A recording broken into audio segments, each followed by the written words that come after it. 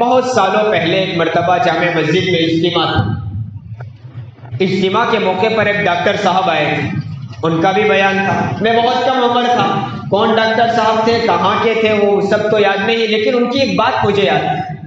فرمانے لگے جب ہم کالج کر رہے تھے، کالج کے زمانے میں چھٹیوں میں دعوت و تبلیغ میں نکل گئے، چلے کی جماعت میں گئے۔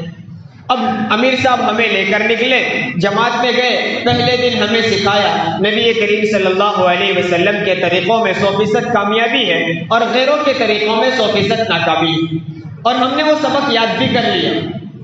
فرماتے ہیں ایک دن ہوا، دوسرے دن واپس وہی سبق، تیسرے دن واپس وہی سبق۔ ہم نے امیر صاحب سے کہا امیر صاحب یہ سب تو ہمیں زبانی ہو گیا، اب آگے کوئی نئی بات سکھاؤ، نئی چیز سیکھنی ہے۔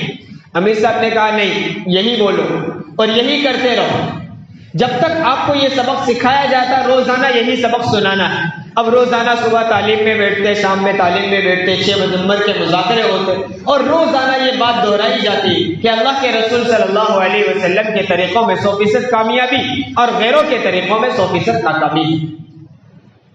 ڈاکٹر صاحب فرماتے چلہ تو گزار لیا اور 40 دن تک یہی بولتے رہے۔ چلہ گزارنے کے بعد جب ہم واپس اپنی کالج میں پہنچے، اب اللہ کے راستے سے آئے ہوئے تھے، اللہ تبارک و تعالیٰ نے توفیق دی تو ہم نے چہرے پر داڑھی رکھ لی، داڑھی رکھ لی۔ کالج میں گئے، ماسٹر صاحب نے کہا یہ کالج ہے، یہ اسکول ہے، یہاں داڑھی نہیں رکھنے کی، یہاں آپ داڑھی رکھ کر کالج میں نہیں آ سکتے، اس لیے داڑھی منڈوا دو، نکلوا دو۔